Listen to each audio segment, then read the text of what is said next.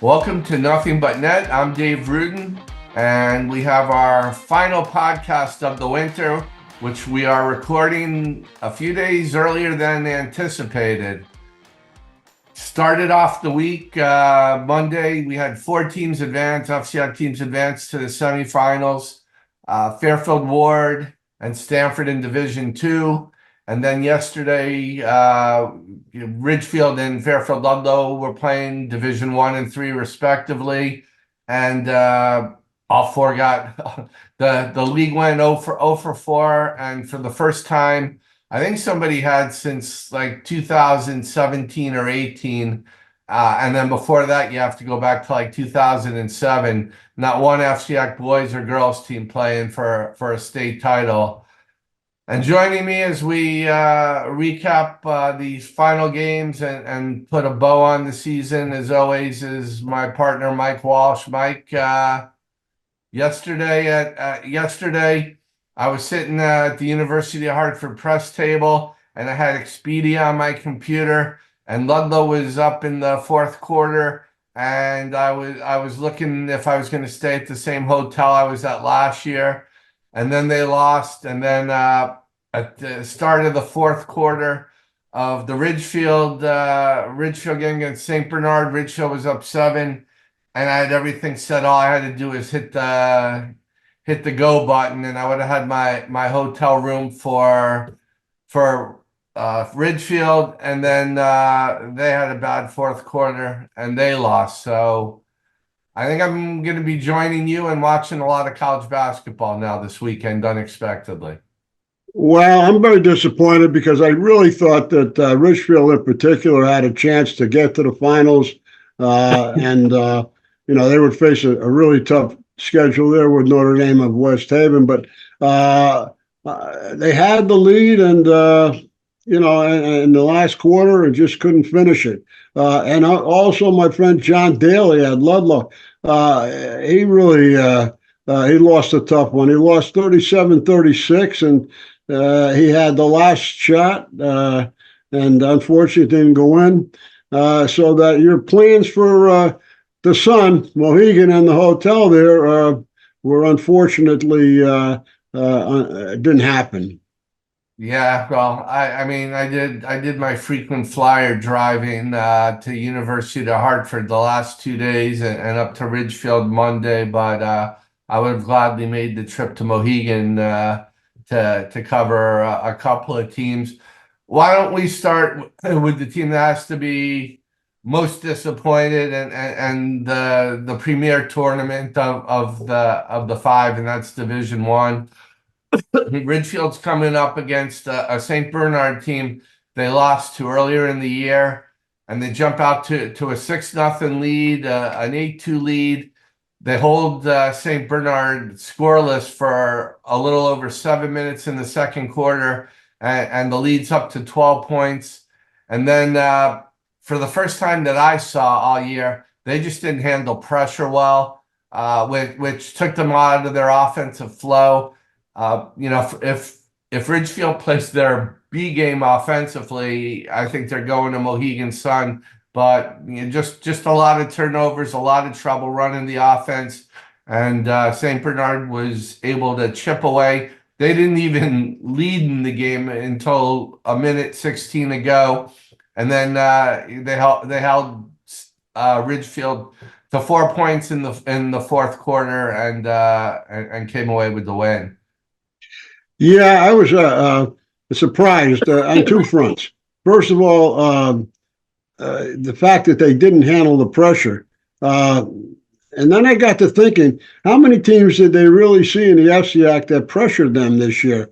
But then again, you start thinking they played Windsor presses. They handle that. So, I was kind of surprised by that aspect. And it's a shame because Ridgefield played really good defense. St. Bernard's had a lot of trouble scoring. And the only way they got some of their scores is off the pressure. And I know that Andrew and the team was disappointed. It was their chance to get the Mohegan Sun. And, I feel bad for them. They really had a great season. and they came up short in the FCIACs. And I thought that they could make an amendment for that by coming out in the state tournament and going to Mohegan Sun. And it's unfortunate, but I congratulate the team. I know they're losing three excellent seniors and probably more, but Nick Skenga, Alistair Walsh, and Ian Swadowitz, they're really terrific players. And, I just wish that they could have got to Mohegan Sun. Yeah, Drew was after the game was better than I thought he would be, but he certainly was as expected pretty somber. It's I they got to the semis for the first time last year and they got blown out by East Catholic. I think it's easier to take and last year was also different circumstances. You're there for the first time, and I don't want to say you settle, but you can at the end of the day say, at least we got there. Yesterday was about taking the next step, getting to the championship game.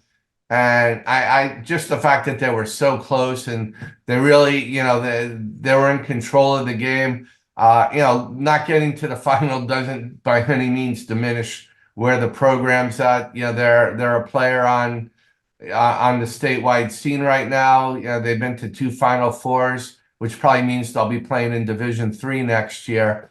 But I don't think so. but yeah, you know what? I felt bad. I felt bad for them, and the three seniors. I offhand don't know where the scoring's going to come from next year, but some of these guys, they're going to be some of these guys, as has happened every year for the last 5 or 6 years.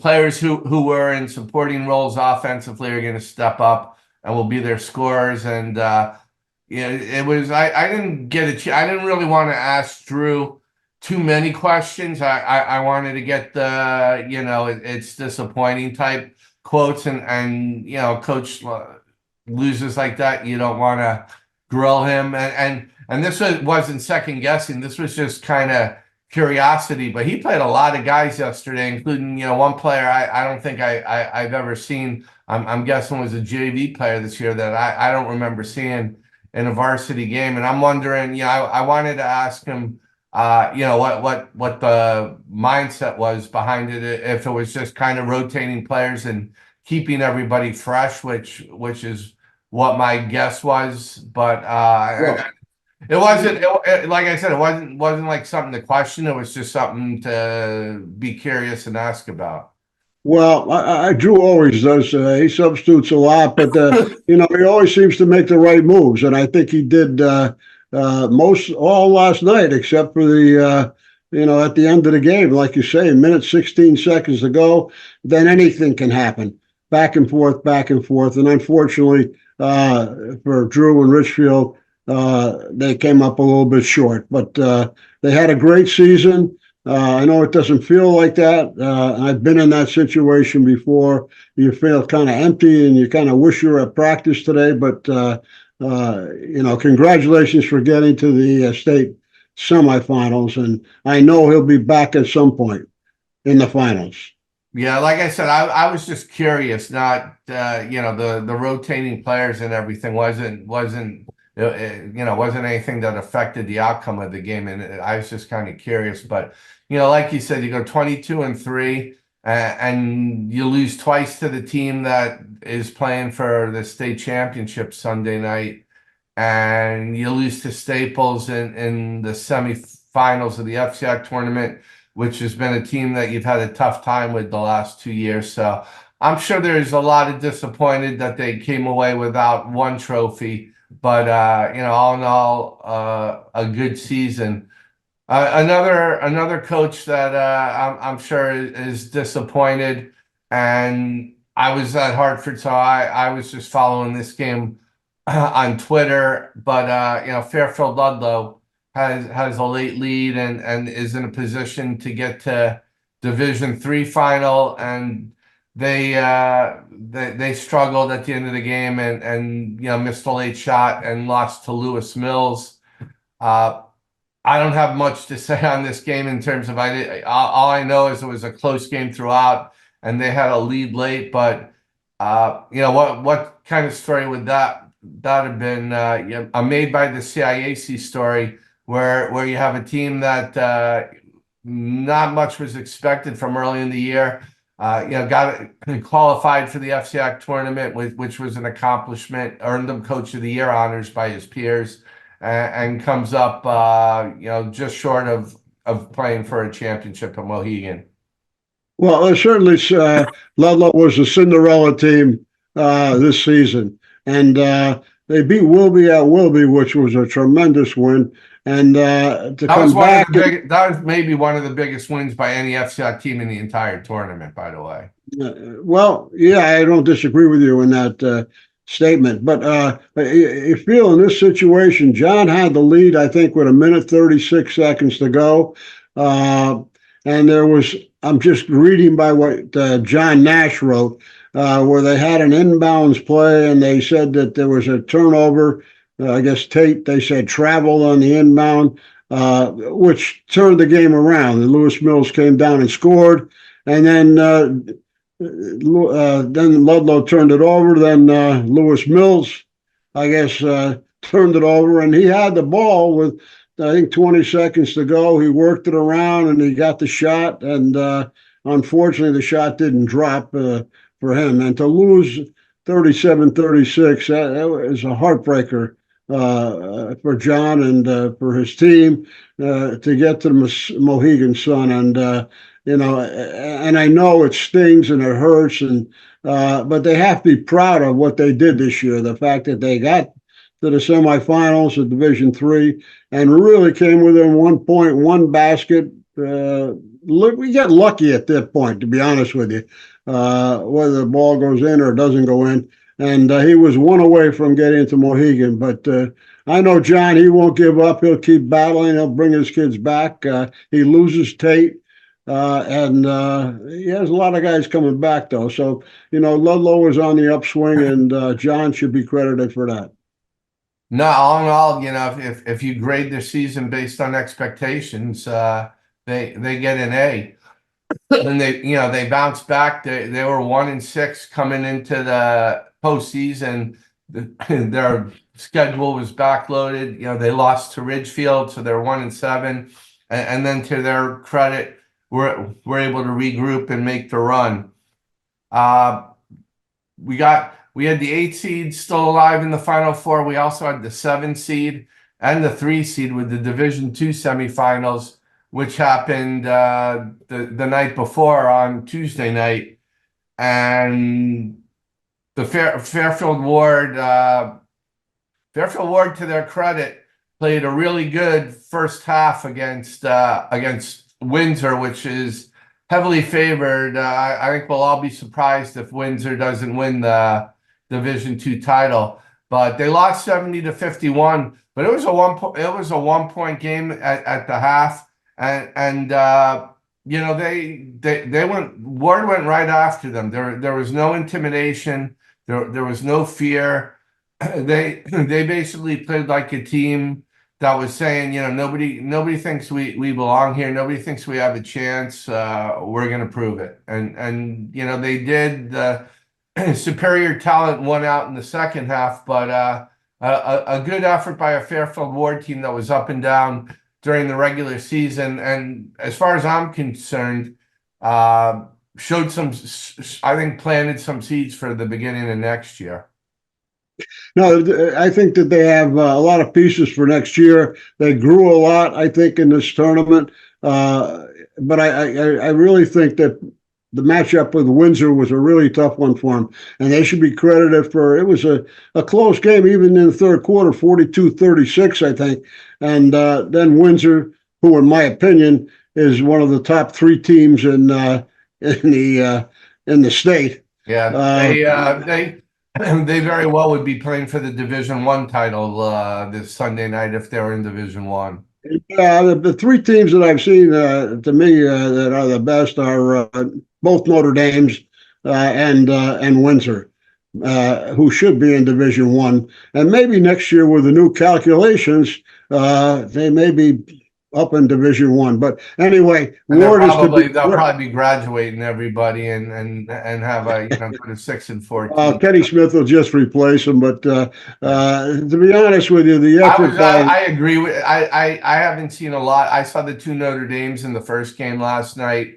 Yeah, I never got to see East Catholic, but yeah, Windsor's definitely a top 3 or 4 team in my book too. No, and again, you give Ward credit with their and you say they were up and down, and which is absolutely true. But they did have a lot of young guys that they had to replace. They had a new coach, and he was kind of, helping to figure it out. And they came along, and they got a couple of good wins, made it to the semifinals at Hartford. That's only going to help them going forward. Yep. One of the guys who really came on for them late was point guard Josh Stewart-Jones. He had 4 threes in the second quarter of that game. Matt Corrigan, a couple of baskets early, hit a 3 to start the scoring.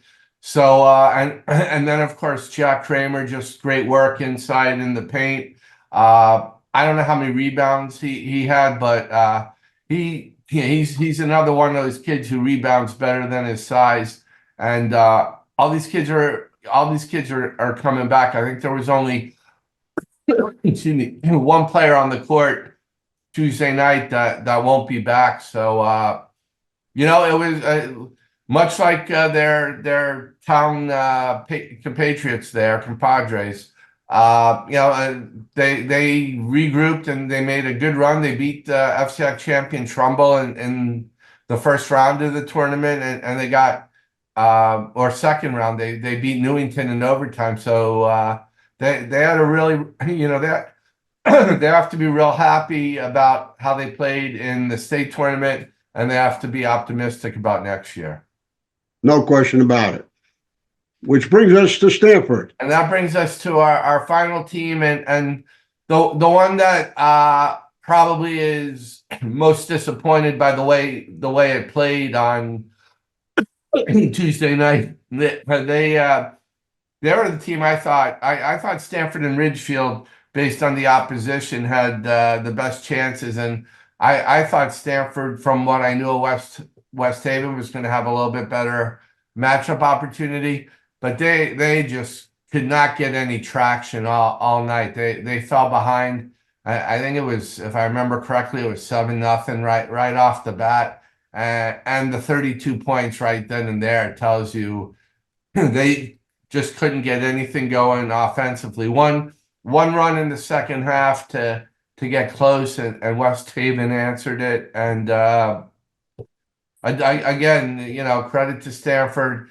They had a couple of nice wins. They took out the number 1 seed in the tournament, but I'm sure they're also saying, what if we played our A game, or maybe even maybe their B+B game might have been good enough on this night.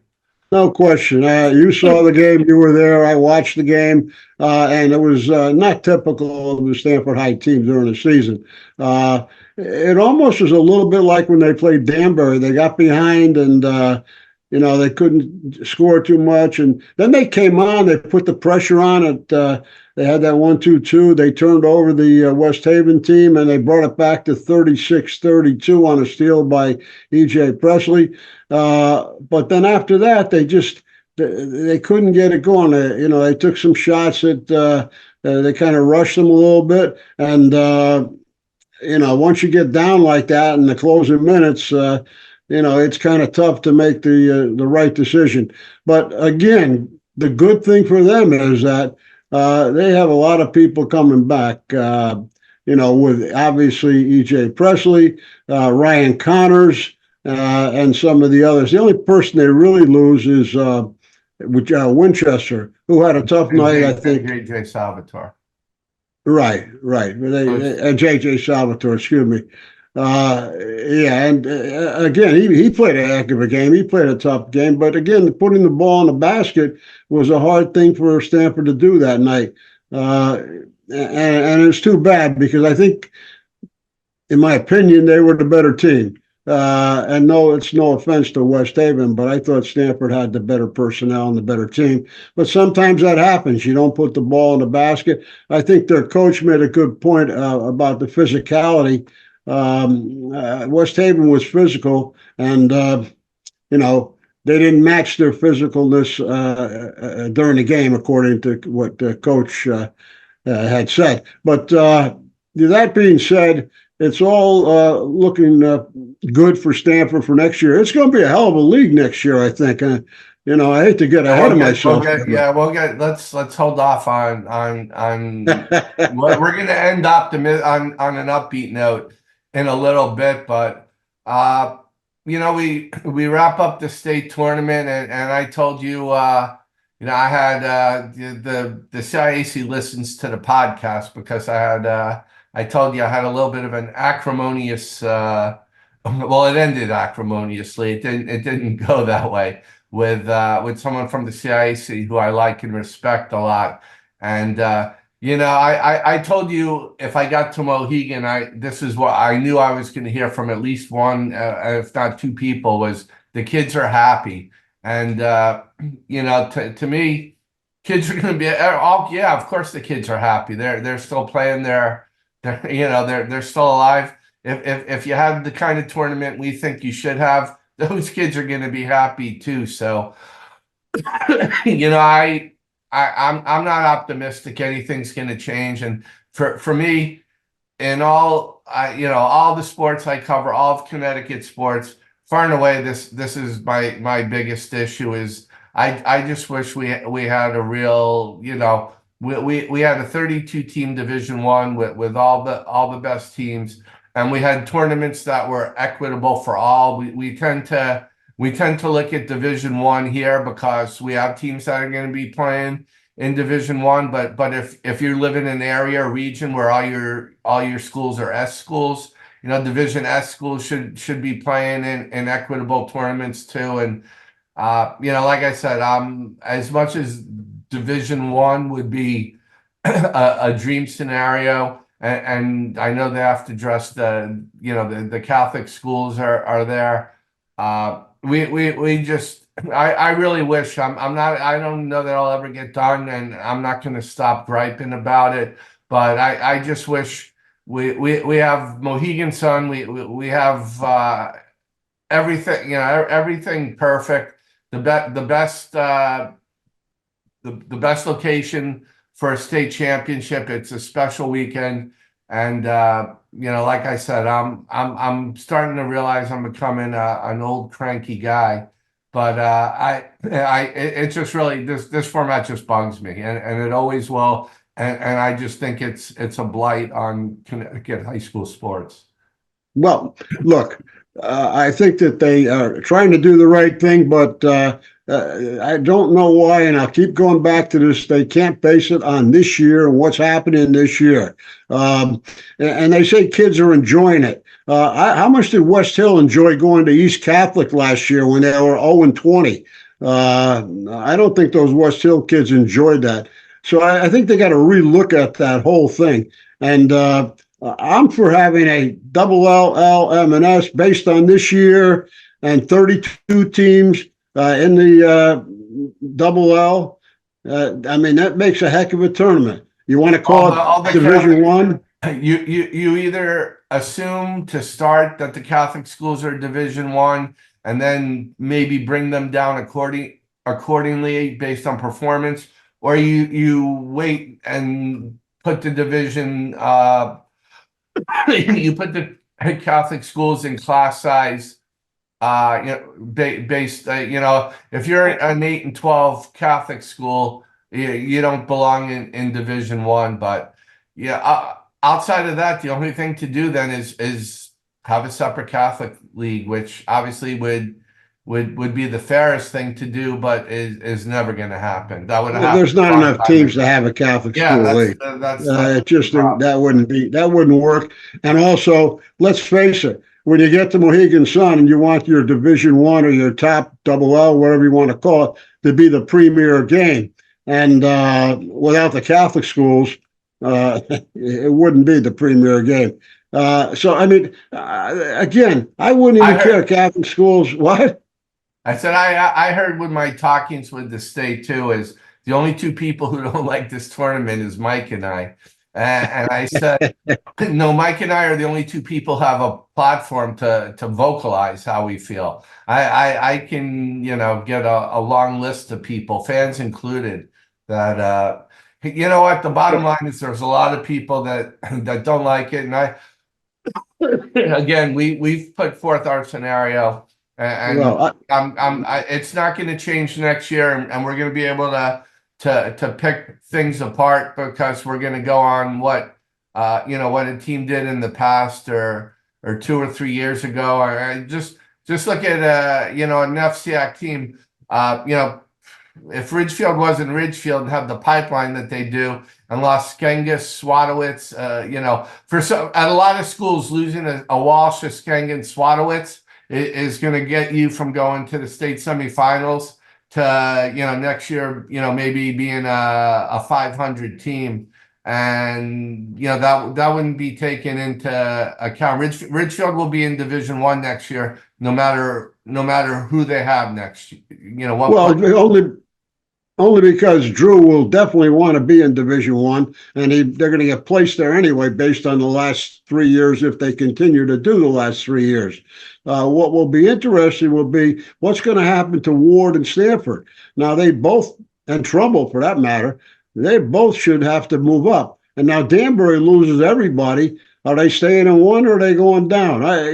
That's what makes it so confusing. Wait till the season's over. Go double L, M, and S, 4 divisions. You want to go 5? Okay, call it MM like they do in football, whatever they do, and at least and with the set up the girls too. At tournament. least it's one division too many, but I would certainly make that trade. And you know what? I want to make, because somebody brought this up to me too. I want to give out a shout out to Staples and Dave Goldshire, because Staples had the option of going down to Division 2 and didn't, and stayed with the big boys. And someone said, well, if Staples was in Division 2, maybe they would had a chance to win a title. They decided they're trying to build the program up there. They're where Ridgefield was a couple of years ago, and that's putting a lot on them to try to get to where Ridgefield is, but that's what their goal is, and that's where they're putting their resources into. And you know what? Credit to Staples. They said, for us to be the best, we have to play the best, and they deserve credit for that. Well, that's Drew's And philosophy. Joel's done it in the past at Wilton too. And Joel's philosophy, and to be honest with you, that's Danbury's. Danbury could have moved down this year, but he decided they want to be in Division 1. That's why I go to 32 teams. And, at the end of the year, you decide who they are. Catholic school or not Catholic, doesn't matter. Well, not even. It's just a double L, M, and S, and most of the top teams are going to be in double L. No super The good, tournament anymore. the good thing we know is that the CIC is listening to our podcast, so they may not follow what we say, but at least I they're don't think listening. they from my talks. I don't know that they really care, but I know we're not the only two people. There's a long list of people, and you know what? So be it. You know what? Let's finish up here. What I did during the first half, what I did during the Notre Dame of Fairfield and Notre Dame West Haven game yesterday is I filled out to post in the next day or two. Definitely by Monday or so, because I'm taking some time off, is my all FCIAC team. And I did my rough notes, first team easy, second team pretty easy. And I made my third team, and based on after I went over it with you and reviewed it before we started the podcast, and only ended up making one change to it. So it wasn't that difficult. Our one change is going to be vastly different from the FCIAC coaches. The first team, I was prepared to have 5 guys, and we've been talking about 6 players all year, and I knew who I was going to bump, and I talked to other coaches, and they all kind of agreed with me. And then I said, we've been talking 6 guys all year. So as much as I hate deviating from, 5, 5, and 5, for this year, I'm going to deviate and Jalen Brown in Norwalk, Sam Clacko at Staples, Cam Perkins, Danbury, EJ Presley at Stanford, Alistair Walsh at Ridgefield, and TJ Wright at St. Joseph. I think it's hard in my eyes. It's hard to argue with that. I think it's a no-brainer, to be honest with you, Dave. Those six players stood out, and they all deserve to be on the first team. And I'm glad you deviated and went to six guys. Okay, second team also. I wasn't really that difficult for me. There was one guy, third team, I thought about for second, but I couldn't bump anybody off. My second team is Jack Kramer at Fairfield Ward, Ryan Johnston at Trumbull, Tate Mahoney at Fairfield Ludlow, Connor Parks at Greenwich, and Nick Skenga at Ridgefield. I agree completely with that. I think that all five are worthy of second team, and certainly of the top 10 or 11 players in the league.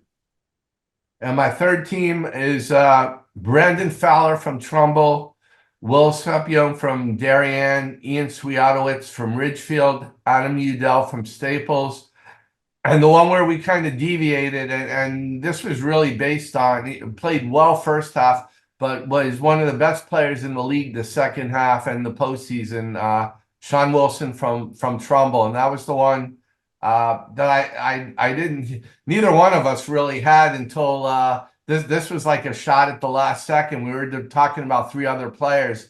And then all of a sudden, I said, well, we got to make note of Sean Wilson for, being, possible preseason number one next year. And you said, Sean Wilson now. And I said, you know what? Sean Wilson now. I agree.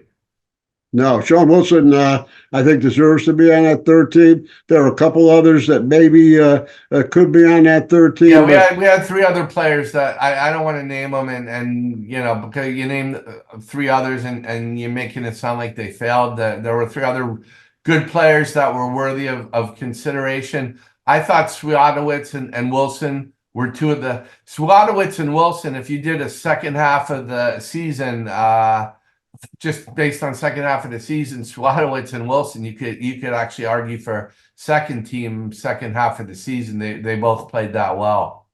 Well, I think too, in the case of Sean Wilson, is that he rebounded, he played defense. He didn't always have the offensive numbers, but he came on, as you said, in the second half. So I definitely think that he belongs in the top 15 or 16 in the league.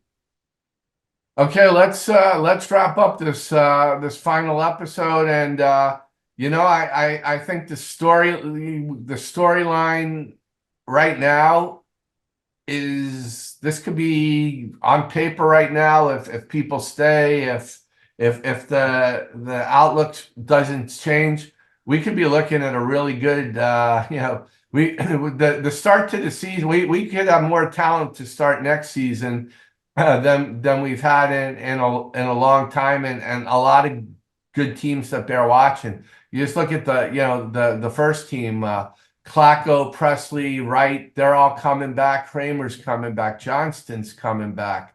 Sean Wilson, Udell. We got a lot of good players that are coming back next year.